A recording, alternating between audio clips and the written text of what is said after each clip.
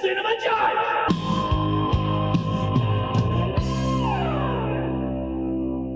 Hello, and welcome to the Cinema Judge.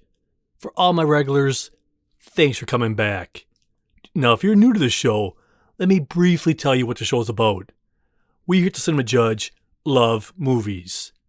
That's what we do. We're not here to yell at Hollywood, actors, actresses. That's not our jam. Leave that to the professionals. This is a movie oasis, a place where you can come and get away from it all. It's a noisy world, and it's just a place you could come here and listen about a movie, and that's it. You hear interviews from the actors, directors, people involved. I stand out of the way because any movie is somebody's favorite movie. Who am I to tell you not to see a movie or to see a movie? We all come from different paths. We all come from different places in this world. Your experiences are wildly different than mine. So I am just here as the judge to give you, the jury, the evidence, and you make up your own mind. In a nutshell, this is what we're all about here. We all want to spend our hard-earned money wisely, because we all want the same thing, an enjoyable movie experience. Now, approaching the bench today, we have the incredible story, She Said. This is the true life story about these two brave journalists from the New York Times who wrote about Harvey Weinstein, that incredibly, phenomenally evil pig who abused women and just was slime. But here's the tag of the movie. I'll keep my little opinion out of it, but here it is. New York Times reporters Megan Twohey and Jodi Kantor break one of the most important stories in our generation, a story that helped ignite a movement and shatter decades of silence around the subject of sexual assault in Hollywood. And not just Hollywood, but in every work environment and just day-to-day life. I can't even imagine what women go through on a day-to-day basis. But this movie talks about at least one of those animals, and it's their story. So here's a trailer for She Said. Why is sexual harassment so pervasive and so hard to address? Let's interrogate the whole system. Hi, my name is Jodi Kantor. I'm an investigative reporter for the New York Times. What have you got? I was told that the wrongdoing in Hollywood is overwhelming. I don't want to be quoted. Period. Understood. In your previous stories, How did you persuade women to tell you what had happened to them? A case I made was, I can't change what happened to you in the past, but together we may be able to help protect other people. The truth, basically. What is it exactly that we're looking at here? These young women walked into what they all had reason to believe were business meetings. I can still see it, the hotel room, the floor plan. He kept trying to touch me. I asked him to leave me alone. Instead, they say he met them with threats and sexual demands. I was young, scared. Hi, we're from the New York Times. I believe you used to work for Harvey Weinstein.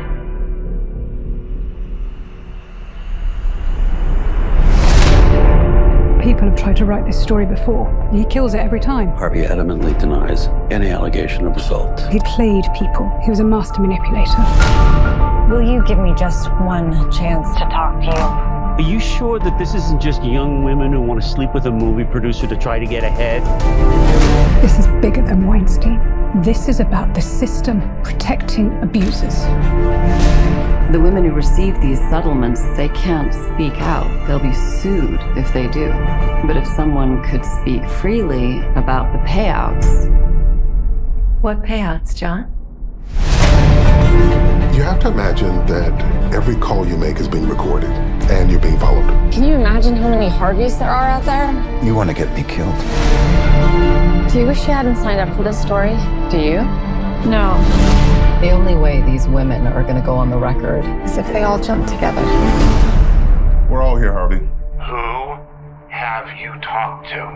I have 3 daughters, and I don't want them to ever accept abuse or bullying. I'll go on the record. Go write. It's time to write.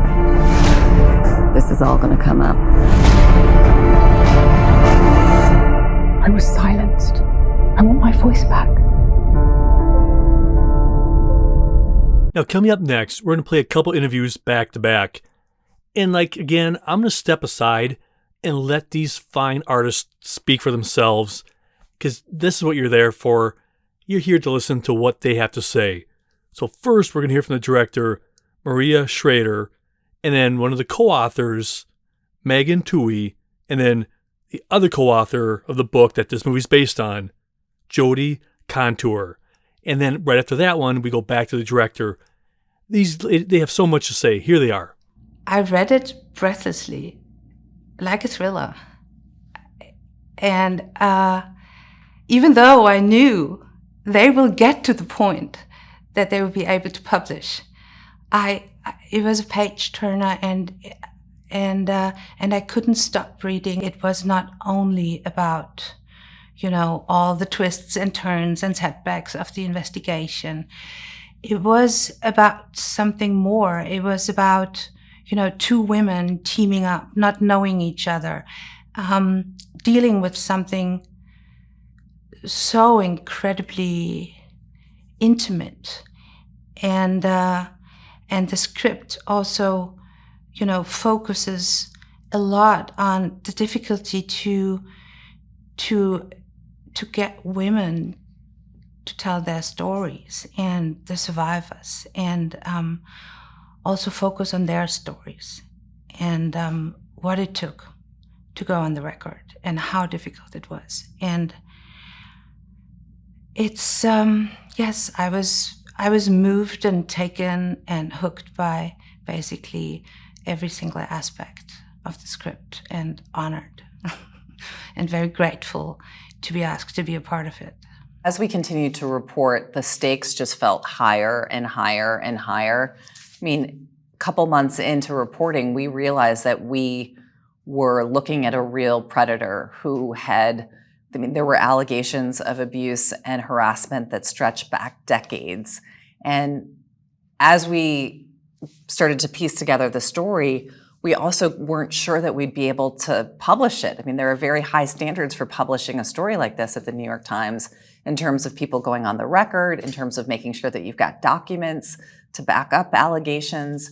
And so we realized that if we were not able to publish this story, this predator would be able to go on and hurt more women. And that was something that was terrifying to us, and also extremely motivating. And we felt like, and we also realized that we had to get everything absolutely right in this story. So there are two stages of anxiety in an investigation. The first stage is, will I ever find out the truth? And then once you begin to know the truth, the second anxiety is, can I get this into the paper? These are incredibly serious allegations. They can't just be repeated in the paper. They have to be proven. They have to have evidence. And part of the reason this is sort of a detective story is that you see Megan and I searching for all of the different kinds of evidence we can find to back these women up, because what we come to realize is that, listen, women, for the most part, really did not want to go on the record initially.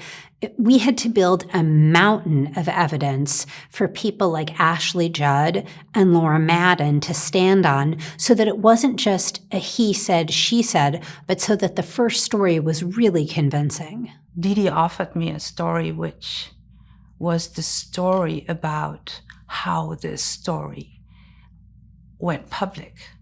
And this is, of course, the most interesting thing, because we knew it all from the moment on it went out. But what we don't know, and what we did not know, is who were these people? Who are Megan Twohey, Jodi Kantor? What did this whole investigation start? What were the problems they encountered? And what did it take for them to get to the point to push at the very end the button and publish it? I mean, think about that. That moment, that one moment when they decide to hit enter or send, whatever it is, putting it out to the world. That must have been one incredible moment. Now, coming up next, we're going to have a featurette. Now, in this featurette, you're going to hear some snippets of the interviews that you've already heard or you're going to hear, but in little smaller portions. These are things that the studio send to us. And it just kind of describes the movie. So you can hear from the actors, the director, and people who are involved in this movie, just giving you a little bit of a inside look into the movie. Now, if you want to watch this TV version of this podcast, at the end of the show, I'm going to give you that address. Because while they're talking, they're intersplicing clips from the movie on the set footage and things like that. But in this little featurette, they really do a good job of summing up this movie and explaining a lot. So here that is. This movie is not about the Me Too movement, and it's not about what happened after. It's about how this story was built. Could we talk for a minute? I've been waiting for this for 25 years. It's interesting to tell a part of history that hasn't been told, and it was a wonderful way of honoring what they did. Will you give me just one chance to talk to you? This is not just a true story. This is a story which had an impact on the world. We knew it all, but what we did not know is who are Megan and Jodi, and what did it take for them to get to the point to push the button and publish it. It's about how these two women, these two working mothers, found a way to create an airtight story that they could publish in the New York Times that would affect that kind of change. Hi. Hi. We're from the New York Times. I believe you used to work for Harvey Weinstein. You have to imagine that every call you make is being recorded and you're being followed. The greatest fear I had was fear of failure. Was Weinstein a scary figure? Absolutely. To sources, to the women he victimized? Of course. As we continued to report, the stakes just felt higher and higher and higher, that if we were not able to publish this story, this predator would be able to go on and hurt more women. It was like he took my voice that day, just when I was about to start finding it. That was something that was terrifying to us and also extremely motivating. The only way these women are going to go on the record Is if they all jump together. I think that the individual transformation that a lot of us has had as a result of this reporting has allowed women's consciousness to transform, and that affects finding voice and being able to stand up for oneself. There's such integrity at the heart of what they do, and seeing actually what lengths real journalists go to. The core of this movie is the encounter, the collision between something so intimate and something so vital to be talked about. This is all going to come out, Lanny, publicly. We're not activists, we're journalists, but we believe revealing the truth and putting certain problems on the table, we can begin solving them, even if it's very messy. I think it's a really uplifting movie. It's really inspiring to see the huge difference that a relatively small number of brave people can make when they decide to step forward and speak the truth. It's incredible. Truth matters. I'll do it. I'll go on the record. It's a film full of women being courageous, and I don't think there's that many examples of that on screen. Do you wish you hadn't signed up for this story? Do you? No. Here is a film of countless examples of female heroism. That's something really to be celebrated. I hope women come to see this film and feel themselves represented and feel that speaking up when something happens could be something that is supported and could make a change. We're not there yet, but as long as we keep going on this path, the change is possible. This is bigger than Weinstein. This is about the system protecting abusers. I was silenced. I want my voice back. Now, like I said earlier, in that featurette, future interviews, you're going to hear little snippets from, or a full interview that they took from those full interviews and put into there. Anyway, you know what I'm saying. But coming up next, we're going to hear from Zoe Kazan. You know her from Ruby Sparks, The Big Sick, and Clickbait. In this interview, she talks more about this film. This movie is not about the Me Too movement, and it's not about what happened after this story. It's about how this story was built, and about how these two women, these two working mothers, found a way to create an airtight story that they could publish in the New York Times that would affect that kind of change. It's about the bravery of the women who came forward and spoke to them either on or off the record. And it's about a system just beginning to change. That story of a change beginning to happen because of people's dogged hard work and belief that change was possible, I think is a perennial story. I think that we need it now. I think we needed it 5 years ago. I think we'll need it 5 years from now. I feel like it's something that I hold close to my heart. The idea that an action that you take can have long ramifications, that a brave action in particular can have a long tail. And I hope that in particular that women come to see this film and feel themselves represented and feel that speaking truth to power or doing their job really well or speaking up when something happens could be something that is supported and could make a change. Now, we have a clip for you next. Now, in this clip, we have Jodi Kantor. She's sitting in a restaurant talking to this other woman about all these cases, in her telling her this is bigger than just one guy. But it's just that whole building of the tension of this is a lot bigger than we originally thought. Here's that scene. These are the original letters. I had to have their permission if I wanted to contact a therapist or speak to an accountant. I was never to speak to any other media now or hereafter existing about it. Jodi, this is bigger than Weinstein. This is about the system protecting abusers. And that's the sad truth. The system protecting these worm scum. One quick example before I go on, and I know we all have stories or we've heard stories, but something that always just ate at me. Back when I was 18, I was a guard, and my desk was like right next to this office where they had this window, and there was this filthy old man who'd walk into the office. He'd walk behind these women at the desk. They were basically trapped. He'd like start rubbing their shoulders, their backs, their arms, he would like lean into them. I was livid. I sat there going, oh my, what? This executive is just manhandling these women, and they're just trying to get through the day. They're doing their thing. And I just sat there at my desk going, are you out of your, what's wrong with this pig? After he left, I walked in. I'm like, oh my goodness, do you want me to say something? Are you okay? And they were just, it was a different time, and I get it. But what she said was, oh, he's always done that. It's no big deal. We just have to, suffer through it. I go, you shouldn't have to suffer through it. Oh, he's always been that way. That's just how it is. And I knew I couldn't say anything because it wouldn't go anywhere because they wouldn't say anything. And I get it. They don't want to lose their jobs. And again, that was many, many, many years ago. But it's just that system of these people being able to do that. And it just never left my head of how people abuse women like that. These dogs just going, oh, I could do what I want because I'm a loser.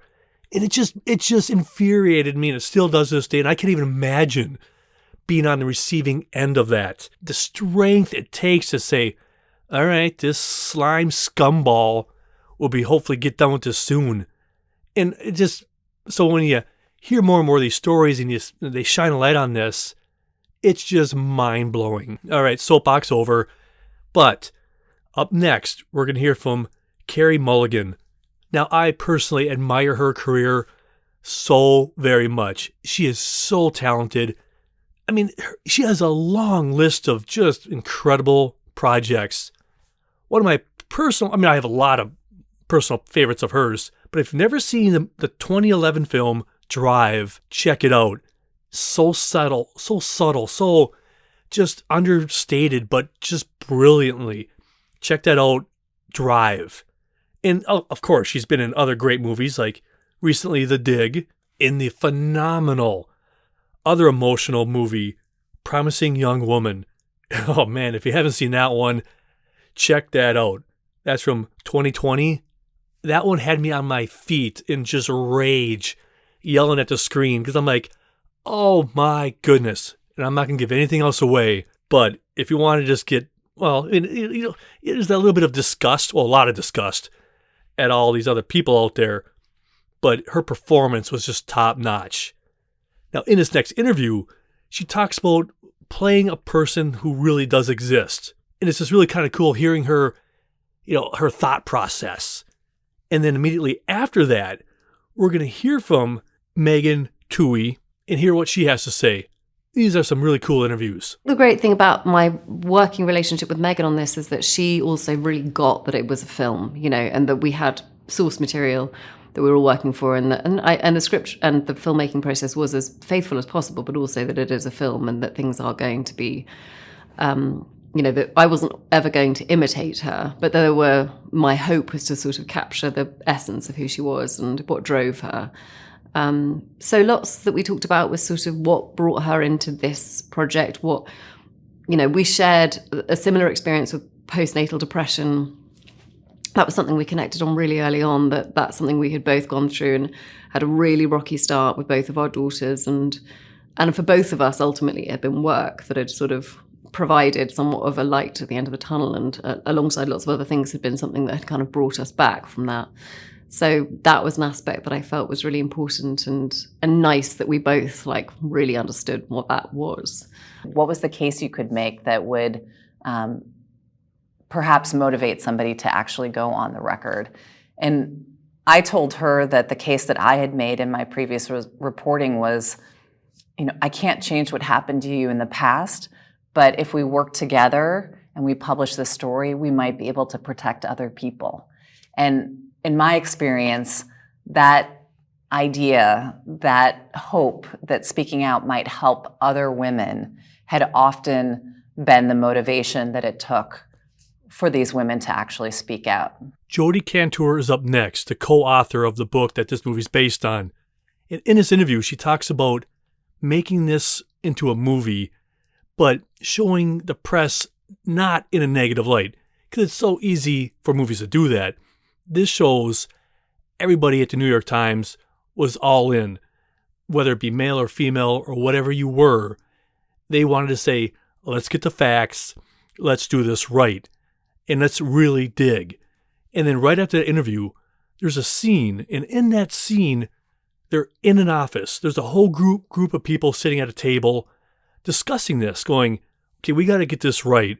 We just can't go off willy-nilly because you don't want to blow this. You got to get the facts and get facts up on top of facts. But it was very hard because very few people wanted to talk. So first interview, then the scene. Part of what I'm really grateful to the filmmakers for is that I think they're really showing the work that goes into investigative journalism, not just by me and Megan, by everybody at the New York Times, and at so many publications beyond.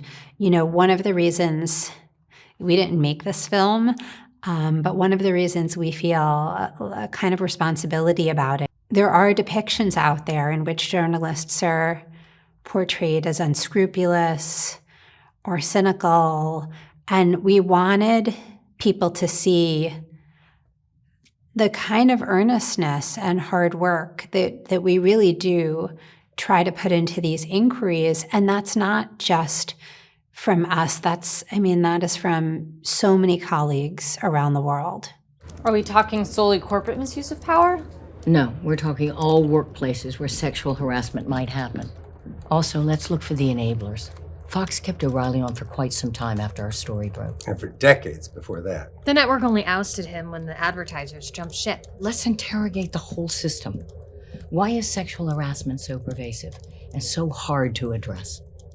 Now, coming up next, we're going to hear from Carey Mulligan and Zoe Kazan, and then back to Carey again. And they just talk a little bit more about journalism, the project, and so much more involved. Here they are.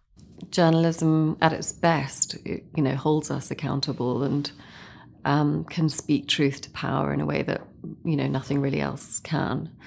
And I think particularly when it comes to this story, what I was struck by from the beginning, from reading the article to talking to Megan and Jodi, was just how unbelievably specific and airtight the article needed to be able to run, and how close they came to not being able to run it because they couldn't get these final pieces of the puzzle. And I think that's, there's such integrity at the heart of what they do. And I think seeing that portrayed, seeing actually what lengths real journalists go to ensure that what they are saying is factually correct and accurate and airtight is really important for us as a modern day audience to see that there is a single truth, when it's done properly. One of the things that I've talked to Jodi and Megan about is how important their journalistic objectivity was to them. And I think in writing their book, I think they're conditioned not to think of themselves as the subjects, but as the authors. And this movie really puts them in the spotlight. I think one of the things that does is it allows you to see portions of their life that they felt a little self-conscious about putting in the book, like how they balanced their experiences of motherhood with their work, which really spoke directly to me and made me think about how that balance happens in my own life, what it means to me, how much it means to me to be away from my child, how much my work has to mean for me in order for me to be make those sacrifices, figure those things out, figure childcare out. It was one of the first things I asked Jodi about when I met her is, who's helping you with your childcare? Who's getting dinner on the table? How is that happening? And I think seeing the sort of like nuts and bolts of them building the case alongside with the nuts and bolts of them having their lives, I think it's very special and very moving and portrays an aspect of womanhood that we don't always get to see on screen. It speaks also to the astonishing bravery of the women who did speak up, and whether they went on the record or not, to just tell their story to a journalist and to be open about that, I think is just a remarkable act of courage. And as we've seen, which the film doesn't go into, but the butterfly effect of all of those acts of bravery continue to affect and change, our society today. Now, we're going to have a scene with both these women in it. Now, in this scene, Carey, who plays Megan, is talking to Zoe, who plays Jodi. And they're just talking about, what is all this about? What's going on?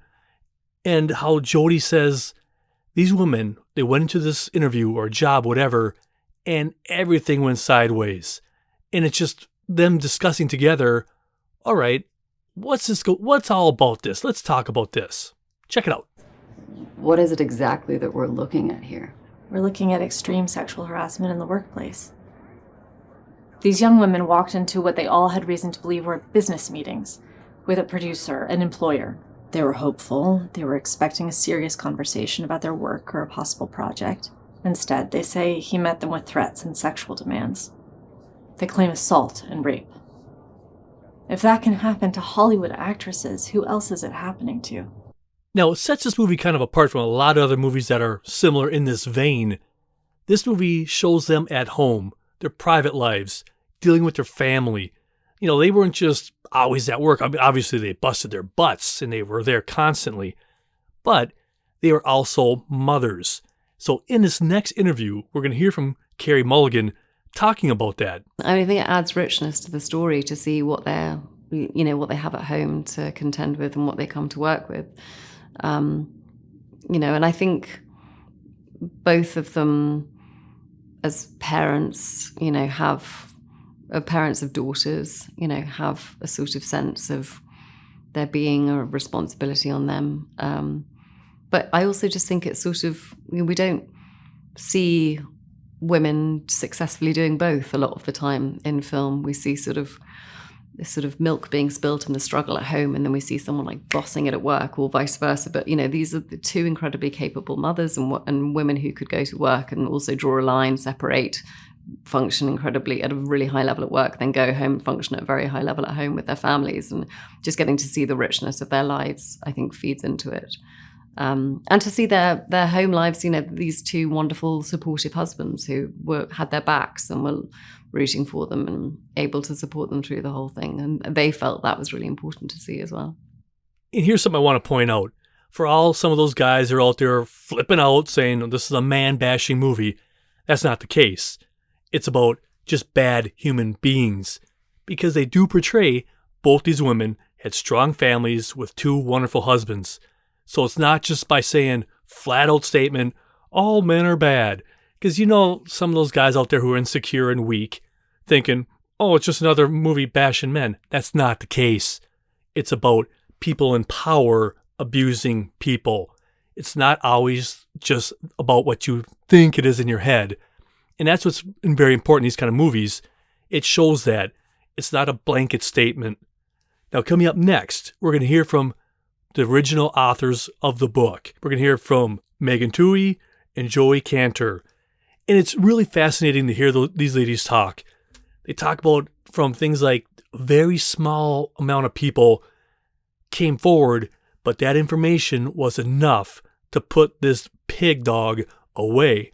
But then also, they talk about how swiftly things did start moving. Once that article came out, it was like, wow, action was being made. And it's just, I really love listening to these two women talk because they say so much.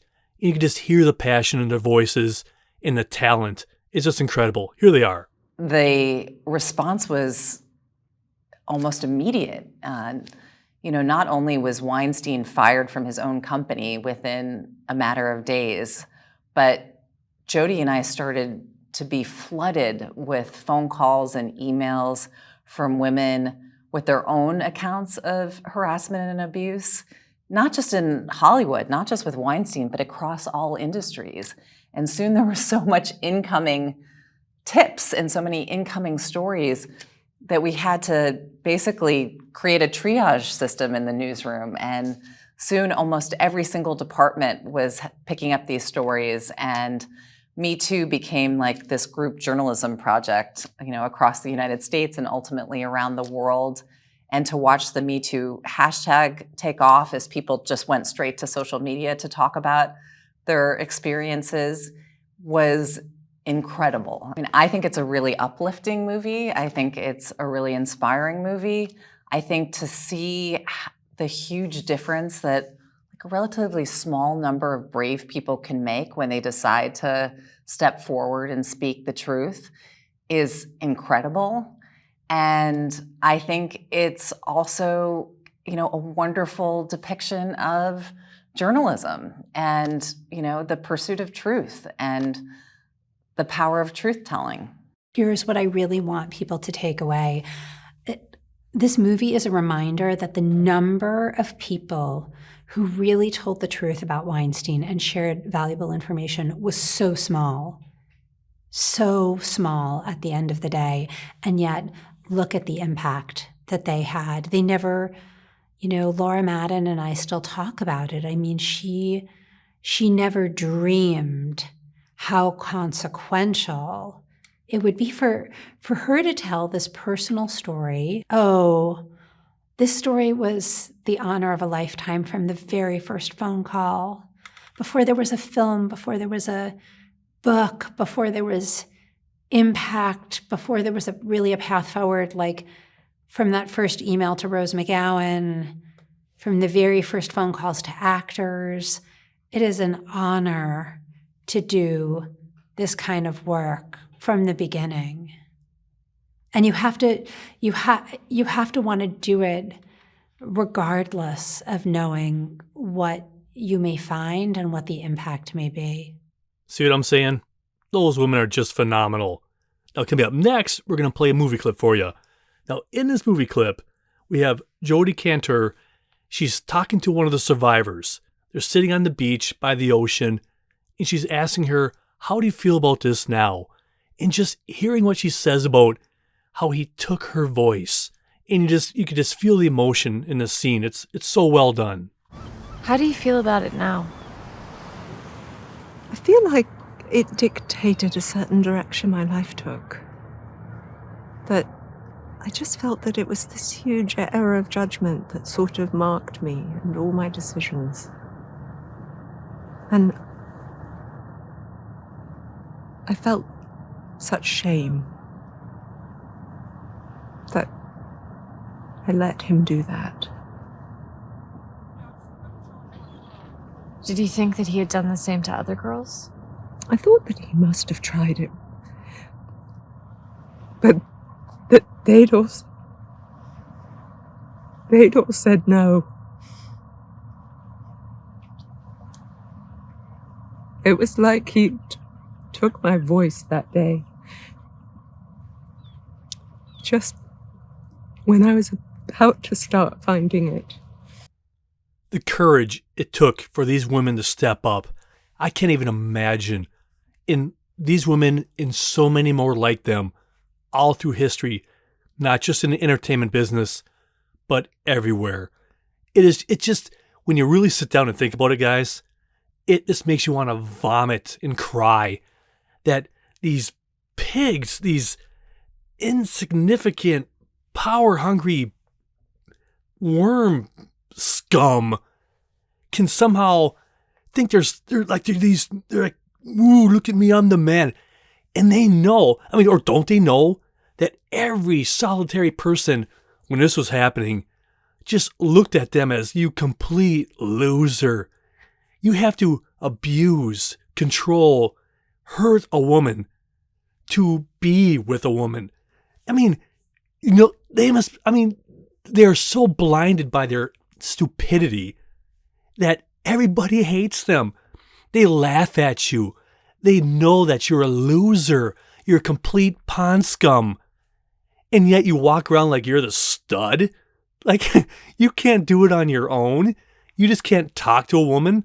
No, you have to hurt somebody, abuse somebody. So the courage for these women to come around and say, you know what? I don't care. You can do whatever you want to me. You're not going to do this. You know what really sickens me? Companies, every company out there, from entertainment to normal businesses, they have these people sign NDAs knowing that these scum are guilty. But no, you can't say anything because these men, we can't hurt them, or the stockholders or whatever. They are so pathetic, and they're just laughing at them. And these guys think that they're so cool. It just sickens me, but I'm so proud of all these women out there who decided not anymore. This guy is going to go down. Harvey, you losing pig. So glad that you're going to rot. It just makes us all happy. And while you rot, 2 things we want to happen. Bob it and peel you like a banana, you loser. But coming up next, we're going to hear from the authors that this movie's based on. We're going to hear from Megan Twohey and Jodi Kantor. They're going to be talking from the red carpet. And I'm not even getting their way. They have so much to say. Here they are. It's a very surreal experience. It's something we never could have predicted. We're still trying to process it. But listen, we're so thrilled that the world is going to be seeing on the big screen so many of the incredibly brave sources that we encountered in this investigation. This film is like a real testament to the truth and the truth tellers. And, if this can inspire other people to come forward and tell their truth, that would be thrilling for us. A few weeks after the investigation, we wrote our book because we wanted to invite people on the journey. We wanted them to see journalism the way we see it, and we wanted them to understand that these women's deliberations were so complex. They took on so much risk, and yet a very small group of sources were able to have extraordinary impact. So, our job, when Megan and I are just sitting home at our desks or in the newsroom when we're not dressed up like this, our job is to help build people's confidence in telling the truth, and we would be thrilled if this film did that as well for people. We were so grateful for the care that they took in both in like observing us and bringing our characters to the screen. And this is the first time that some of our personal lives are going to be depicted, and that was, you know, and on the one hand made us feel a little vulnerable, but we were just blown away by the kind of care and integrity they brought to, you know, they're playing us in the movie. Shortly before the story was published, we were working around the clock to just nail down the facts and make sure we had an airtight story that we could publish. And we actually shared a cab ride back to Brooklyn one night. It was just like we had to leave the newsroom. We were so exhausted. And we were like leery-eyed, like running on sort of chocolate-covered almonds and takeout food. And we turned to each other and asked, like, is anybody going to care about this story? And so to begin with, we were completely blown away to watch this help fuel this reckoning on sexual harassment and sexual assault. You know, the fact that there's now a movie about this, you know, just feels like sort of the cherry on top. I mean, the sort of the reckoning that we've all experienced over the last 5 years was just more incredible than anything we could have ever imagined. So this is just feels like just, you know, an extra sort of special moment for that. We're flabbergasted. We started out investigating a movie producer, and I think, to be honest, we're still a little confused about how we ended up being depicted on the big screen. But we're so honored and we're so glad, because honestly, we feel like this film is it's about us, but it's not about us. It's about something much bigger. We think it's a galvanizing story about the fact that truth can still win. Obviously, this film and our investigation took on like heavy subject matter. But at the end of the day, this is a truly uplifting story. I mean, viewers are going to be able to meet these incredibly brave sources that we encountered in the course of our reporting. They're going to meet this news organization that's like completely committed to the truth and, you know, committed to reporting without fear or favor. And I think you're going to see what a huge difference that can make, that when you've got brave sources and you've got a powerful news organization committed to the truth, you can stand up to a bully and you can win. You know, one of the things that's most significant to us tonight is that Laura Madden is here. And, you know, after the Weinstein story broke, it was Hollywood actresses, very famous women, who got a lot of attention. But I think people are going to be surprised and moved by Laura Madden's story. She was a former Weinstein assistant. Years later, she was a single mom living in Wales, struggling with breast cancer. She had a horrible story to tell about Weinstein, but she had kept it to herself for a long time. She'd put it away because she didn't know that it was going to matter to anybody else. And Laura Madden was the first woman, along with Ashley Judd, to go on the record. And what very few people know is that she decided to take that step even though she was facing surgery for breast cancer. And so the film tells that story, and we're so grateful because we hope audiences will be as moved as we were, and we really hope that story will be remembered. When we were knocking on these doors and making these phone calls, we were asking women to talk about what may very well be one of the most painful experience of their life. I mean, there were so many reasons not to talk to us and not to go on the record, and yet, you know, they did. And, you know, we always made the case, we can't change what's happened to you in the past, but if you work with us and if we tell the truth, we might be able to protect other people. And so to see these women make those decisions, even when they felt like so much was at stake and they had so much to lose, I think is going to be incredible for people to see on screen. Now talk about two incredibly brave women. They had to go against a gigantic industry. Harvey was, you know, hailed as this king, but he was just this pathetic piece of just dog rot. But yet, everybody defended him, and they had the courage to step up and keep going. I can't tip my cap enough to these two incredible women and everybody who stood up against that pig. So to both of you and all of you brave women out there, not just in that industry, but every industry, who have the courage to stand up to these complete slime buckets. You put your whole career on the line, your whole lives on the line, just like these women did. I mean, they were stalked, they were harassed, threatened. Unbelievable courage it takes to do what they did. And I mean, I'm just in awe of everything that they accomplished. And now it's there, never to be taken away. Because now, once it's done, put out there in the movie world, it's never going away. Not even the powerful people like little Harvey can get rid of it. You loser. Now, if you want to watch the TV version of this, go to Bloomington, Minnesota's webpage, or go to bit, as in bit.ly/cinemajudge. bit.ly, that might be a backward slash or slash, whatever you want to call it, Cinema Judge. This show and a lot more will be out there. Now, I hope you enjoyed our in-depth look at She Said. If you guys have any questions, comments, concerns, any way to improve the show, let me know.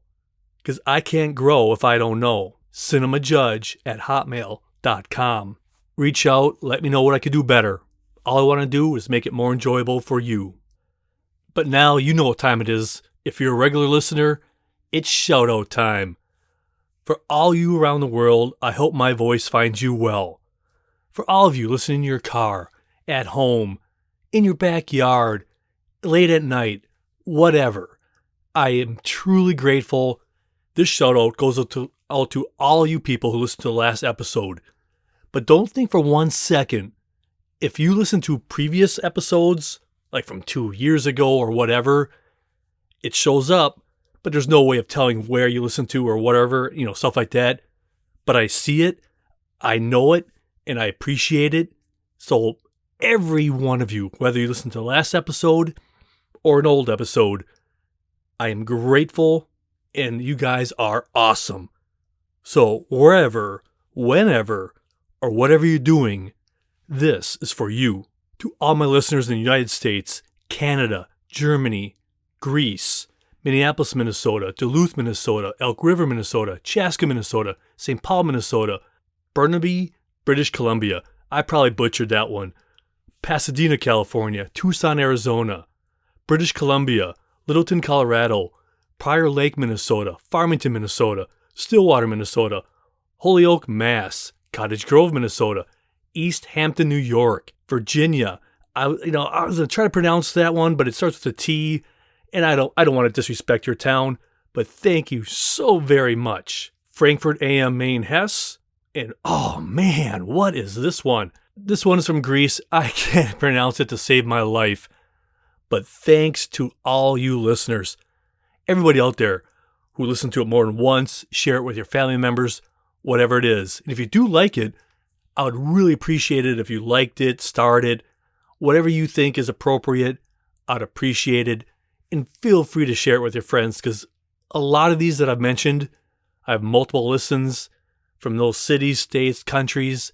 Thanks so much for sharing. Now, this week's bourbon shout-out goes out to all you brave women who endure every day for so many years. I tip my cap to you that what you've had to endure just to go to work and come home. It's just unreal to me. To every solitary woman out there who's have to deal with these kind of situations, cheers. Okay, guys. Now, if you're a first-time listener, this is the situation.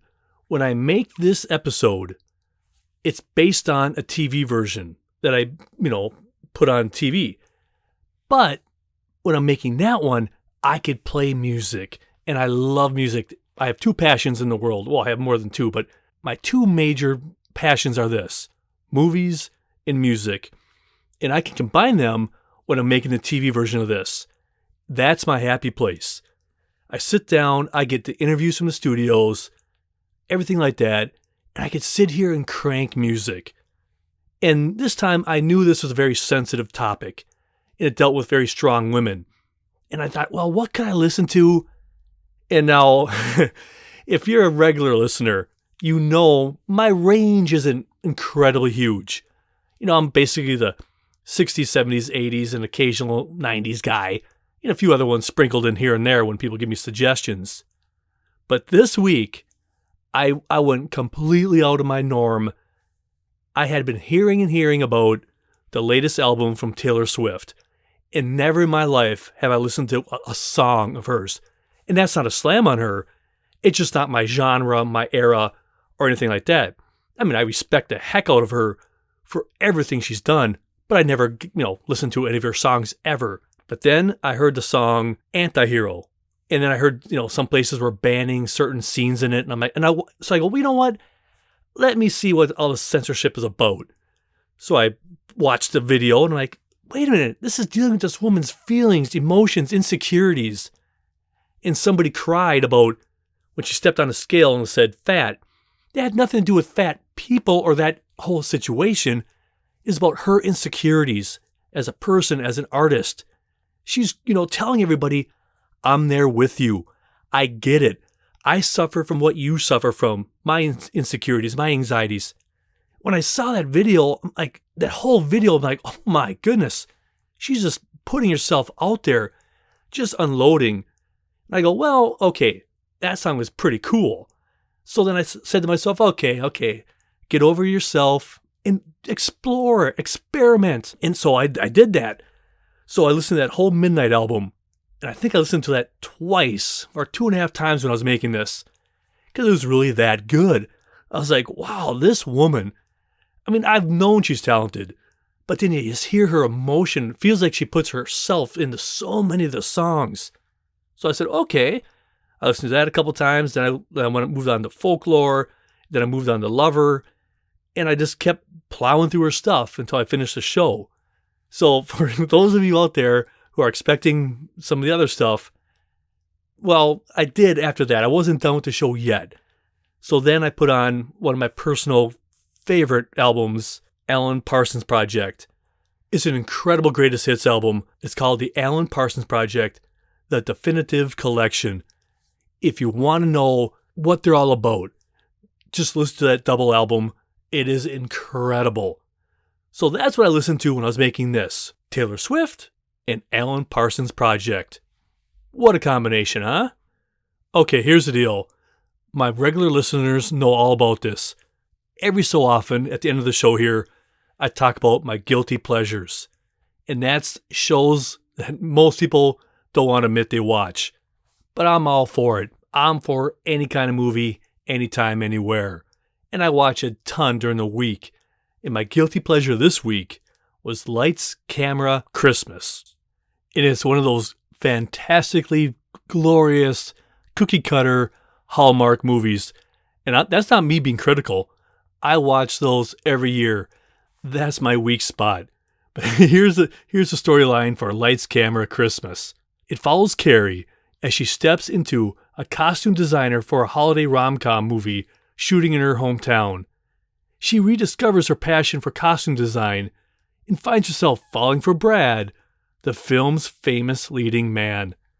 It's just, I love these shows and I eat them up. So that's my guilty pleasure for this week. Well, that's it. My glass is full. I'm thirsty. So cheers to you and to the movies. So until next time, be well, be good, and I'm gone. I'm Jeff. Thanks for listening to The Cinema Judge.